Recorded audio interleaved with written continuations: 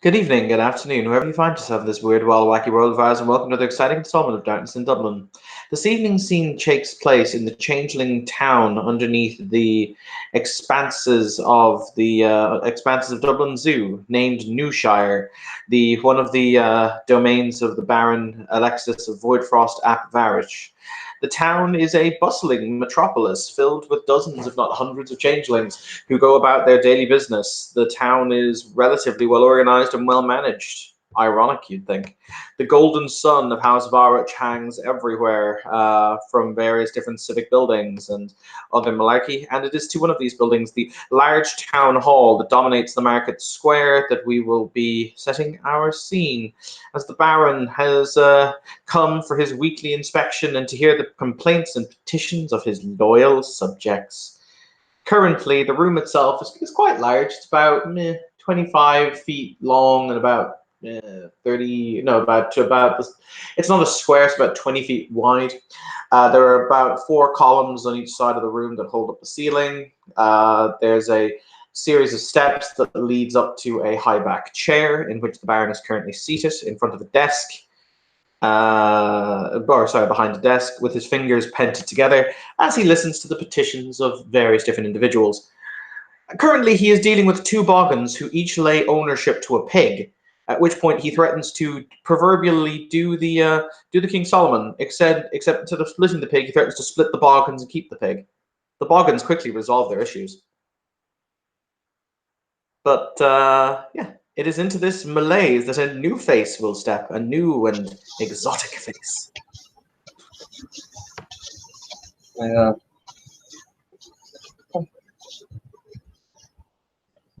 decently attractive gentleman walks in wearing a black suit, purple tie, purple pocket square.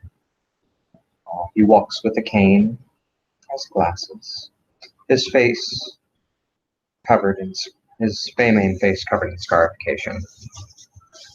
His eyes are white except for the pupil. And he will stand in the back waiting. He will go to find either the sign-up sheet or take a number, as it were.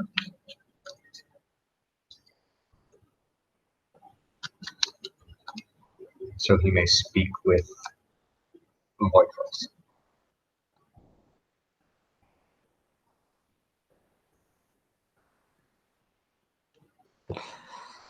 There is also Saoirse.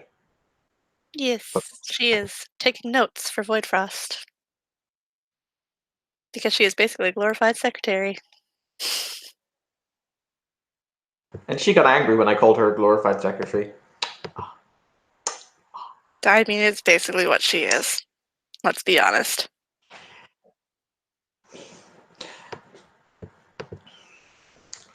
There aren't any real interesting petitions today, so Voidfrost kind of leans back in his chair and he pents his fingers together, at which point he sees the rather odd-looking gentleman, and his eyes narrow. This is a changeling type that he hasn't seen very often, so he kind of beckons with a single finger. And he will walk up kind of towards the there's tape on the floor, the bench, or the point of this is where you stop. Basically, you'd assume it's where the carpet stops before you get to the stone steps. All right, then he will get to reach appropriate point. Mm-hmm.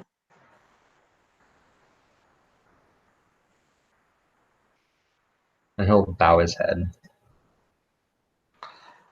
My, you know, I don't see many of your kind come through here. We're very far away from your homeland, friend. He smiles a gentle smile, nods. Yes, this is far from home. But I go where I am needed. He beckons down to Saoirse with a finger and he says, "Do you know what our friend here is, darling little one?" No, my lord, I do not. I will ask you to please elaborate yourself for my squire, if you would be so kind. Ah, it would be my pleasure. We'll look kind of directly at like turn his head and look directly at Saoirse. I come from the realm of seasons, in a small town just to the north of Cape Town in South Africa. I am what's called an Akubli. You're a Ghislaine to you and your kind.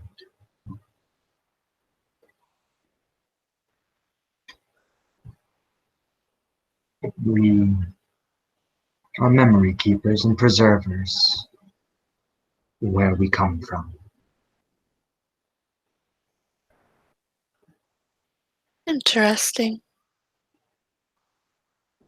It's a pleasure to meet you. You know, the pleasure is mine. I am to give formal introductions. Bart Greens at Beaumain.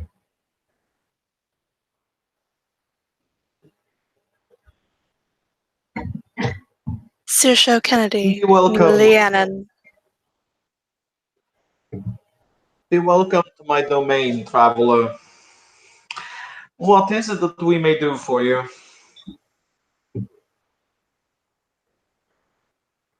My house, as you know, is a gift for prophecy. Not a little different than your own. But I am here because the wind whispers that you are a builder of safe havens.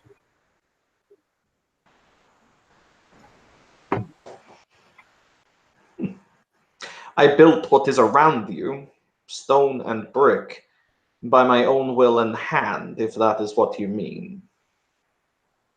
He nods.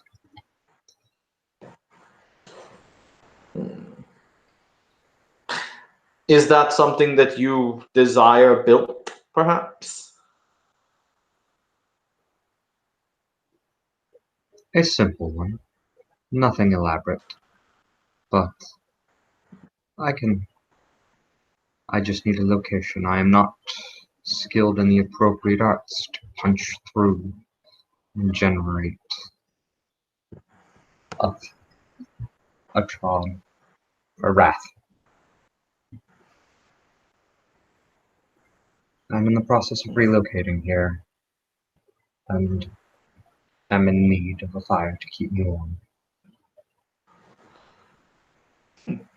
Very well then. You find me you find me a suitable wellspring where glamour wells up. I will build you this freehold if you provide me the materials and the glamour necessary. If you wish to take a loan from me the dross to build the freehold, I am more than happy to do so, but ultimately it will be you who must pay the glamour price to spark the bale fire to life. I would never ask And anybody to make that sacrifice. and in exchange, I will ask a favor.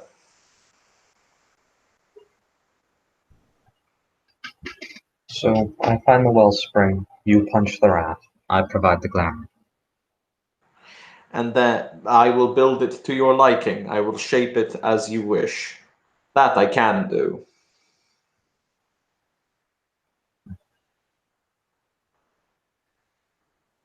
And in exchange, he sits back and he muses and he says, "You're a teller of prophecies, yes?" Yes, at times when they come to me.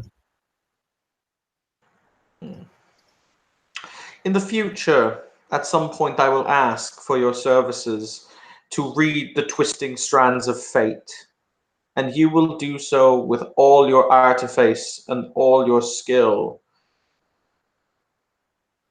And you will not ask the context of why, you will merely look. That is my price. He'll move his hands his cane to him. I didn't quite hear you. He'll move his cane to kind of directly in front of him, holding it on the ground.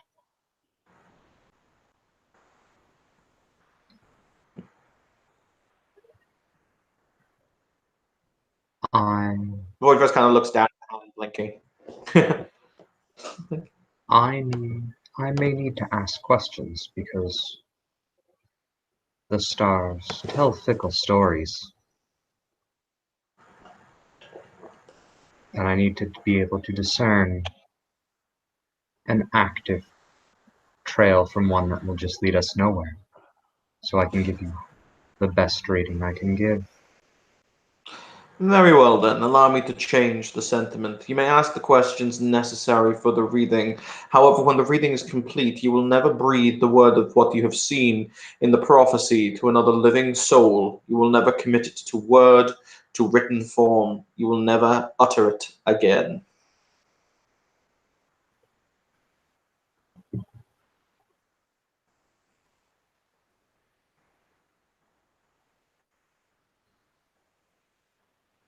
He will move back and forth.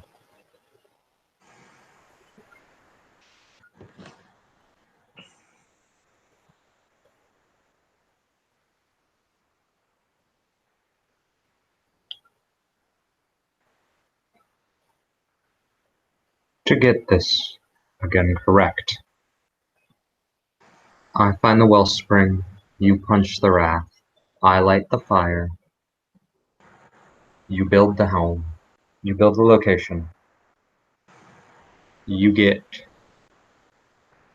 one prophecy of which I may ask questions so I can clarify, and then I don't tell anybody what I saw. I don't write it down. Correct.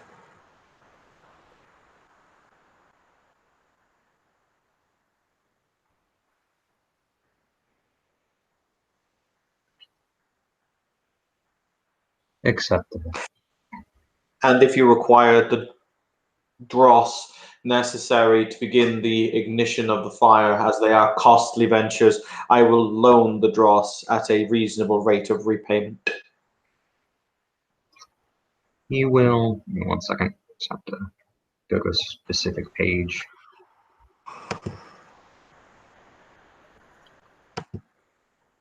If you're looking for the amount, I think it's 3 times level.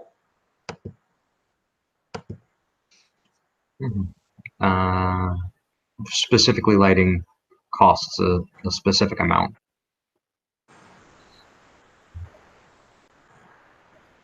$7.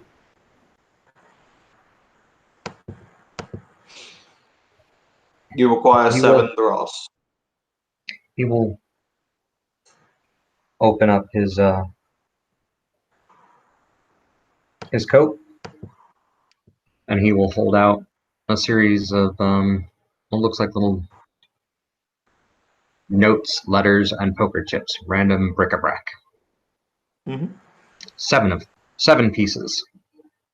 Mm-hmm. I have the dross for the ignition. Good. Then all you need to do is find a suitable wellspring, and we will begin. Mhm.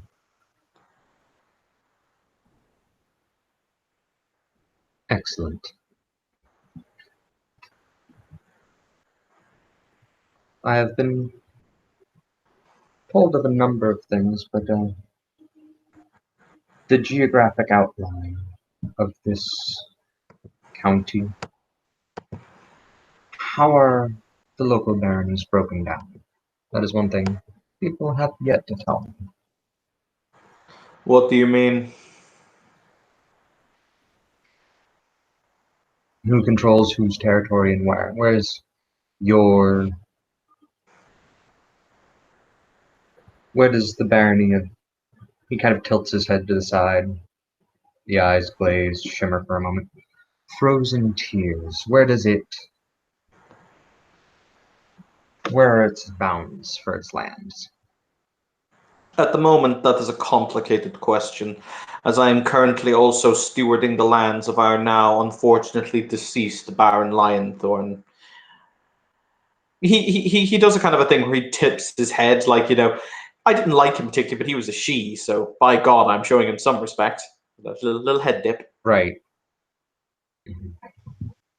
These lands have yet to be officially given a new caretaker. However, currently I am overseeing them for the benefices and purposes of law and order, which is no small task. Unfortunately, the Baron's domain was rather rife and riven with unfortunate incidents and unfortunate individuals that I, out of character, was not responsible for. What are you talking about?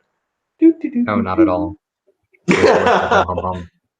Da, da, da, da, da. But he'll say he'll give the exact layout of the county and of yeah, he'll explain the boundaries of where all things are, etc., etc., etc., who the barons are and all that jazz. Considering Lionthorn is dead, there's currently a power vacuum that Voidfrost is very obviously taking advantage of.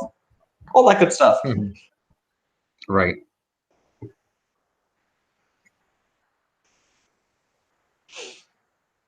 But he will give you basically the information because obviously Austin knows the layout of it better than I do. So Right. information. Blah! I have information. There you go.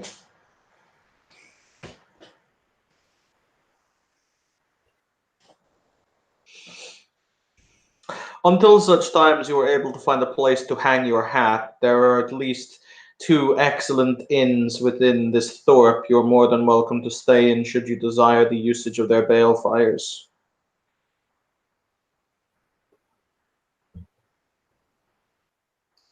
I thank you for your kindness and hospitality. Think nothing of it. It is freely given. As I've said, ultimately we have endured many sad losses of late, so any new individuals who seek to make this city home are more than welcome to do so, neath my roof and by my fires.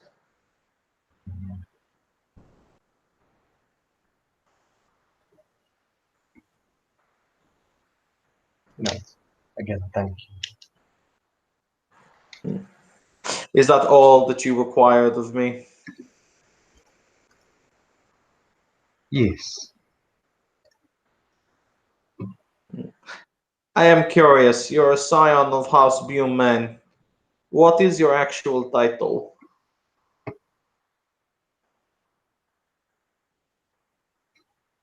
Our house is split in many ways, but you may call me a seer.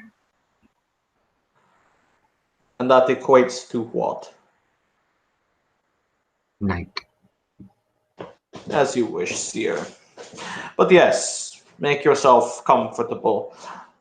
You are here as my guest, as long as you wish to be. He looks at Saoirse to make a note of that. She nods and, writes it down for him.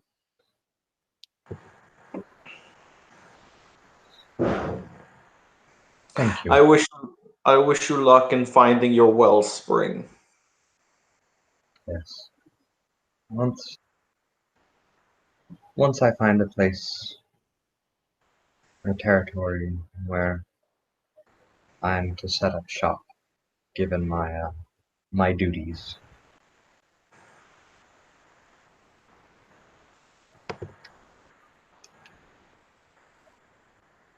I will know where to begin to look.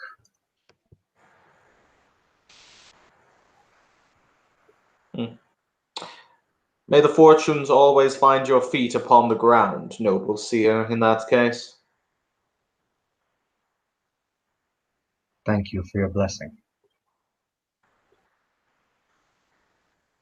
He inclines his head ever so slightly. He will take the cue and move into the back. Voidfrost looks down, and Saoirse, you see him. He scribbles something, and he's got a very large book in front of him, and he scribbles something in the large book. If you want, you can strain over to see what he writes, or you can not. It's up to you. No, she's kind of looks at him curiously. She's not going to To Snoop. Snoop. Snoop. Oh my god, we can boop the Snoop. Oh my lord. Oh dear. And with that, I think we can end our scene. So thank you, players, for playing. Thank you, watchers, for watching. This has been another scene in Darkness in Dublin. Have a pleasant evening.